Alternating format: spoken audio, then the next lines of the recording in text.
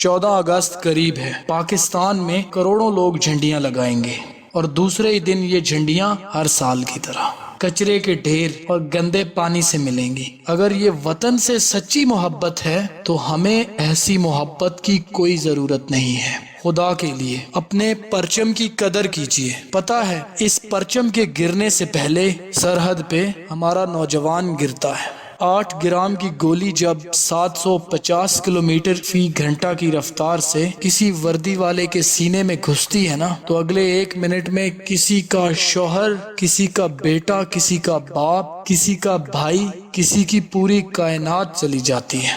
اس پرچم کی خدا کے لیے قدر کیجیے۔